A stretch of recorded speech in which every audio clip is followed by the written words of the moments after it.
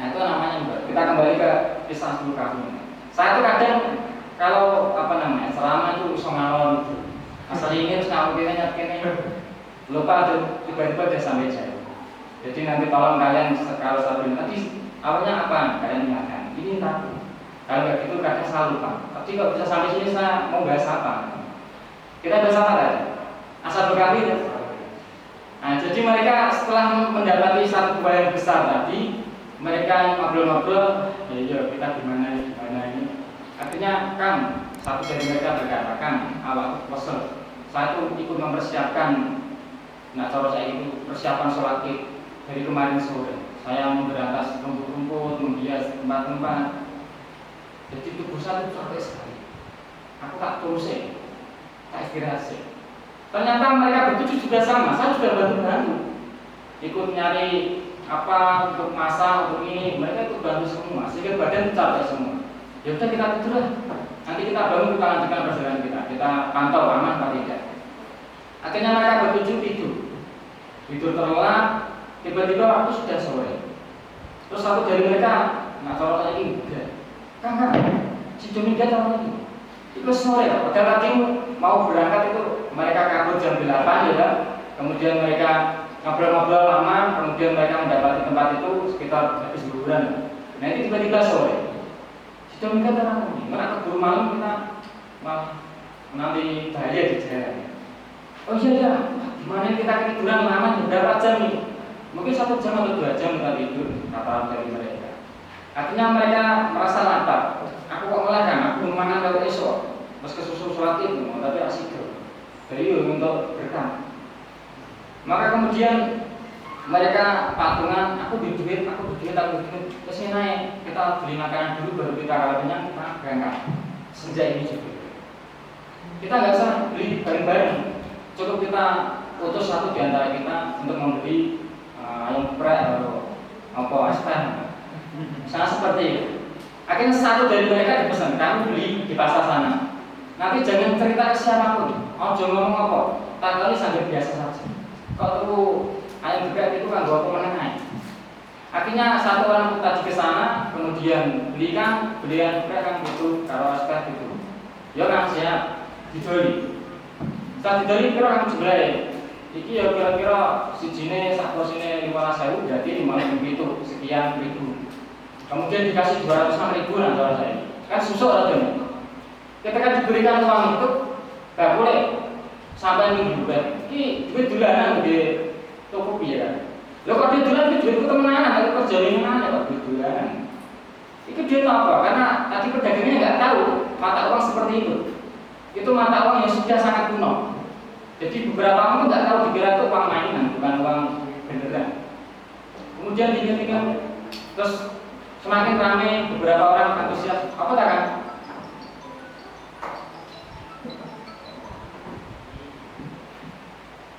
Tekan mau, tekan dimo. Nah, jadi kemudian apa ini loh?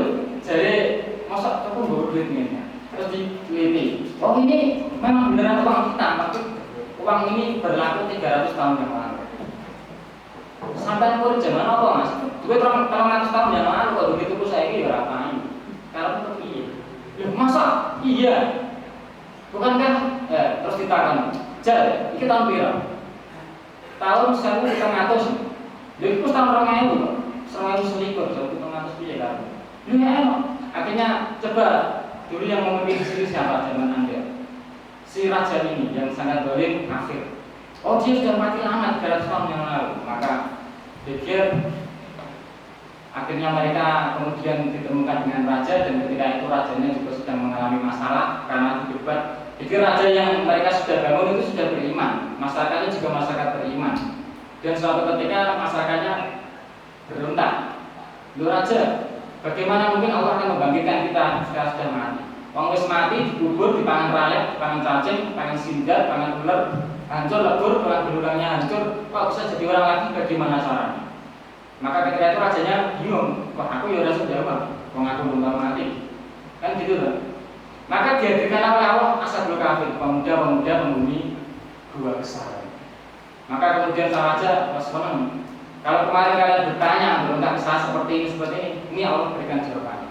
Mereka sudah tertidur selama 300 tahun, tapi dengan kuasa Allah tidak bergeser, tidak berubah sedikit pun dari tubuhnya. Maka kalian mau berdusta apa lagi? Kalau mereka semua beriman. Maka setelah itu pemuda Ashabul Kahfi itu semuanya meninggal. Jadi minta diantar ke rajanya dan berpesan, jangan sampai ada yang mengetahui makam kami. Maka mereka bertujuh itu meninggal seketika. Sudah pernah dengar cerita itu? Padahal setiap malam Jumat kita baca terus Ashabul Kahfi. Silakan buka nanti tafsir Fathul Qadir itu diceritakan, atau Fathul tafsir Ibnu Katsir juga ada. Itu apa namanya? Sayangnya kita pemuda Islam itu di situ. Kita punya historis, punya sejarah, punya nilai-nilai yang luar biasa, tapi kita dibutakan oleh orientalis. Jadi semenjak terjadinya perjanjian Tordesillas tahun 1492 sampai 94, di mana ketika itu Spanyol dan Portugis bersepakat membagi dunia itu menjadi dua, Spanyol ngetan, Portugis mulai. Maka yang menjajah kita Portugis memang gitu. Nah seperti maka semenjak itu ada misi umat Islam mau dijauhkan dari peradabannya. Padahal kita tahu sebelum itu tuh puncak peradaban manusia dipegang oleh umat Islam. Ketika kita sekarang hidup tanya paling pesawat siapa? Jawaban kalian siapa?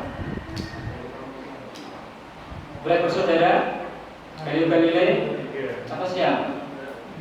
Padahal jauh sebelum mereka hidup kita mengenal ulama bernama Ibnu Firnas di abad ke-9 Masehi. Beliau yang menemukan replika pesawat terbang, kemudian diuji coba, dan beliau meninggalnya itu karena menguji pesawatnya itu. Kemudian hasil replikanya ketemu oleh orang setelahnya, dan umat Islam kalah dipegang oleh orang-orang Eropa, diambil peradaban kita. Kita mengetahui dalam ilmu matematika misalnya ada Al-Khwarizmi. Al-Khwarizmi itu kalau di bahasa Latin itu Al-Khwarizmi pakai TZ. Kemudian mereka susah jadi Al-Khwarizmi. Kemudian susah lagi jadi algoritma. Pernah mendengar algoritma? Algoritma itu nama ilmuwan Muslim. Kita nggak tahu padahal itu peradaban punya kita, ya kan? Itu PR yang besar yang harus kita pelajari. Kok saya umat Islam tidak bangga dengan ilmu kita sendiri, kita lagi membanggakan ilmuwan-ilmuwan mereka yang notabene itu mereka bisa dikatakan mencuri peradaban kita. Dan beliau juga yang menemukan angka 0. Sebelum itu nggak ada angka 0. Angka 0 seperti apa? Nggak ada. Yang menemukan Al-Khwarizmi, algoritma. Maka beliau kasih nama 0 itu Sifron. Kalau Anda kuliah di Libya atau di Timur Tengah, Saudi, Medina dan sebagainya, kalian misalnya tanya ke dosen, Ustaz, nilai saya berapa? Sifr. Berarti nilaimu 0. Dari Sifron kemudian bahasa Arabnya terus Zifron, kemudian Ziron, kemudian jadi Zir. Bahasa Arab itu. Kalian baru tahunya masih dalam. Nah seperti itu. Saya berharap setelah mendengar seperti ini itu kita berupaya untuk mengembalikan kejayaan peradaban dunia di tangan umat Islam lagi. Oke? Kita mengenal Jabir bin Hayyan, ahli dunia yang pertama, kemudian Ibnu Haisam, Ibnu Nafis. Beliau yang pertama kali melakukan pembedahan pada diri manusia. Sebelum itu nggak ada orang berani membedah itu enggak. Karena beliau sudah tahu ilmunya, ahli fisika, ahli kimia, ahli semua itu kedokteran, beliau membedah dan berhasil. Tapi ketika itu belum ada obat bius. Jadi caranya dia, ketika ada orang punya sakit jantung di atas sama beliau, dikoprol bisa. Melengah kan sama di pingsan, itu jebak uang melengah bedah. Jadi nggak merasa sakit.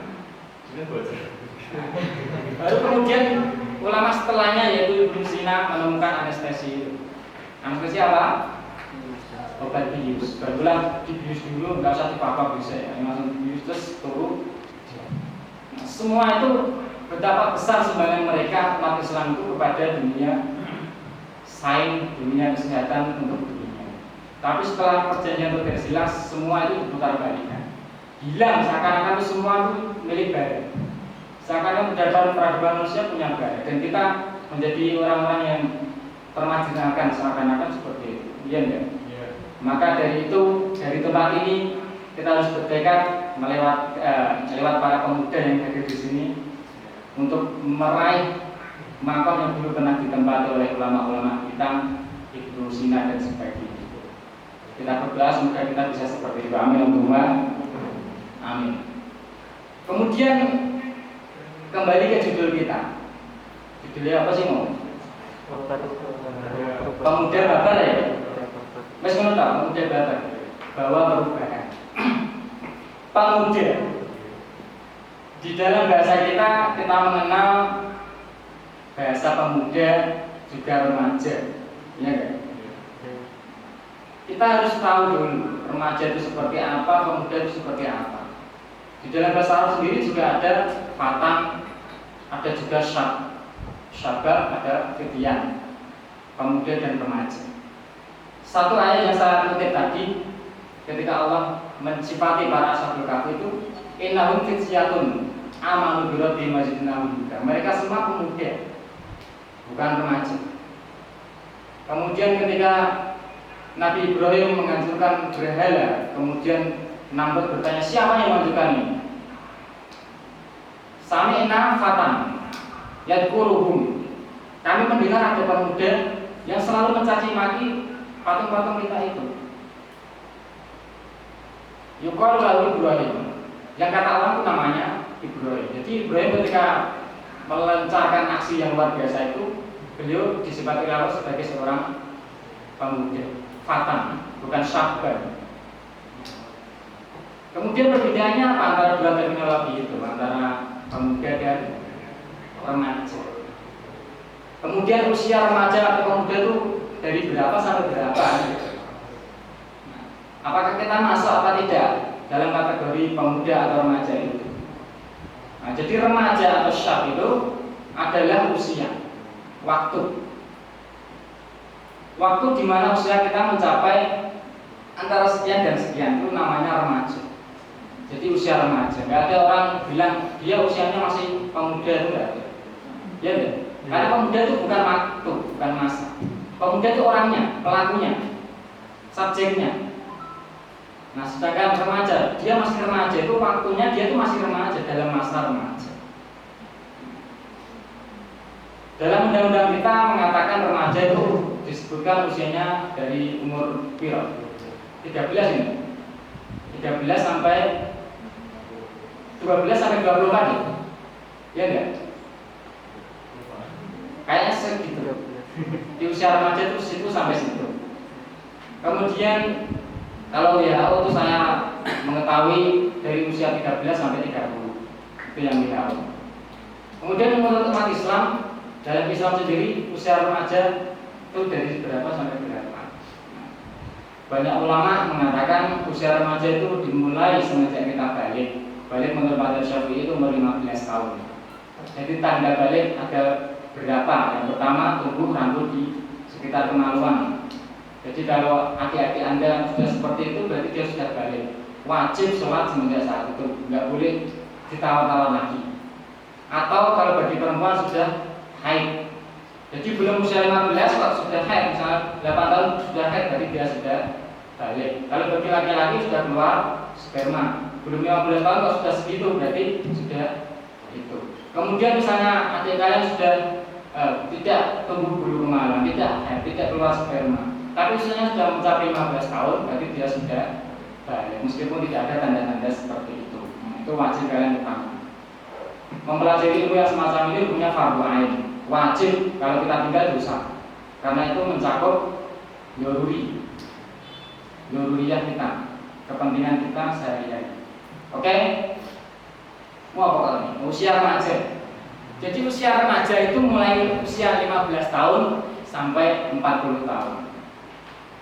Allah berfirman dalam Al-Quran, wallahu alladzi khalaqakum min dha'fin summa ja'ala min ba'di dha'fin quwwatan summa ja'ala min ba'di quwwatin dha'fan. Allah yang menciptakan kalian dari kondisi yang sangat lemah. Kemudian setelah kalian lemah itu, step by step, tahap demi tahap Allah menjadikan kalian sangat kuat. Kemudian setelah masa yang kuat itu angsur berangsur kalian melemah lagi. Jadi ada ketika kecil kita lemah, kemudian ketika setelah itu kita kuat, berarti usia apa itu? Remaja, usia remaja. Setelah itu kita menua, mulai lemah lagi. Nah, jadi bisa disimpulkan usia remaja itu kira-kira antara balik sampai 40 tahun. Jadi saya juga masih tergolong pemuda. Rasulullah juga tergolong pemuda, karena beliau ketika itu mendapatkan wahyu beberapa 40 tahun. Jadi puncak pemuda beliau mendapatkan wahyu. Karena beliau juga pernah bersabda, "Maka sallallahu nabiyyan illa fatan." Tidak pernah Allah mengutus satu nabi pun kecuali dalam usia atau dalam kondisi pemuda. Nah, Rasulullah umur 40 tahun berarti beliau masih muda. Nah, seperti itu loh maksudnya. Jadi kondisi psikologi, kemudian kondisi fisik kita di usia remaja itu berada di puncak-puncaknya, kuat-kuatnya, power-powernya. Sehingga di masa yang ini kita jalani saat ini, kita harus optimalkan kekuatan kita itu. Kalau kita pasif, nanti setelah mencapai usia 40 tahun, kita sudah pakem. Jadi pemikiran kita sudah tidak berkembang lagi. Mulai dari kalian kecil, kalian belajar tuh otak kita selalu berkembang.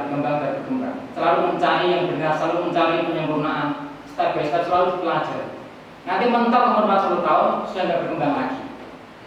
Ame ngapal nang ora iso. Ame iling-iling lali terus. Malah kan sing diiling-ilingmu sing diapal malah lali. Itu setelah umur 40 tahun. Puncak. Maka ada satu ayat yang secara eksplisit menyebut umur 40 tahun. Yang hafal siapa kira-kira? Wa wassana insana biwalidayhi ihsanan. Kami wasiatkan kepada manusia itu agar berbuat baik kepada kedua orang tua. Hamalatu ummuhu kurhan wa wada'athu kurhan. Di mana ibunya itu dulu mengandungnya dalam keadaan yang sangat parah, sangat payah, kemudian melahirkan juga dalam keadaan sangat payah. Wa hamluhu wa fisaluhu salasuna syahra. Kemudian jumlah ibu kita itu mengandung kemudian menyusui sampai menyampai itu 30 bulan.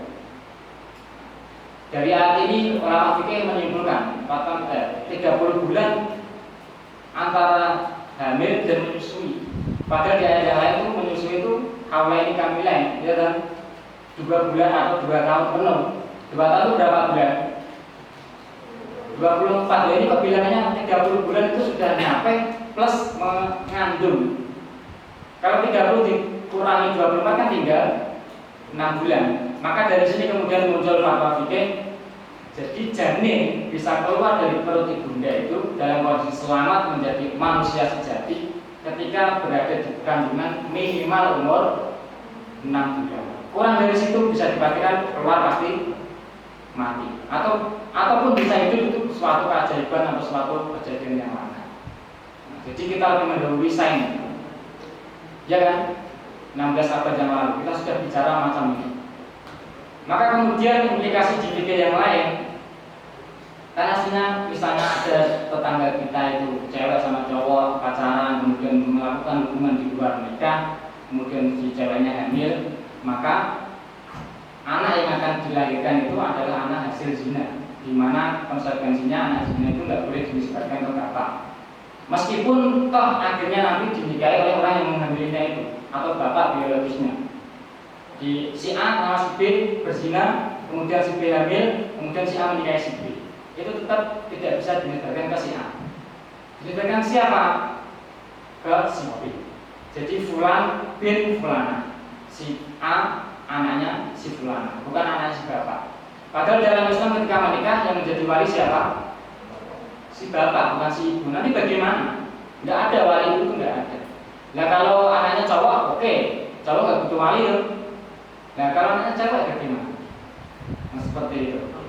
Nah nanti kalau ceweknya dia kalau dia mengakui seperti itu, kalau kan bisa wali yakin. Kalau dia nggak mau mengakui, misalnya masa saya pakai wali yakin, ketahuan kalau ibu saya itu berzina. Enggak, pokoknya saya tetap bapak saya. Yang menikahi juga bapak saya.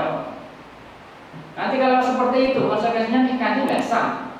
orang yang nikahnya bukan walinya loh. Kalau nikahnya nggak sah, kalau mereka berdua nanti berhubungan, maka hubungannya termasuk zina lagi. Punya anak zina lagi nggak boleh disebutkan ke bapaknya lagi. Ya kalau anak cowok ya, kalau cewek, jadi akan musal-sal berantai sampai akhir-akhir mendapatkan dosa zina nggak sah.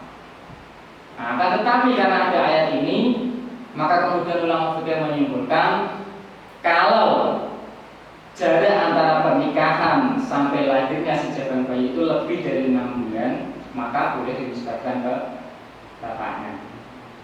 Maksud, jadi si A sama si B berzina, kemudian mereka bertobat, akhirnya dinikahkan.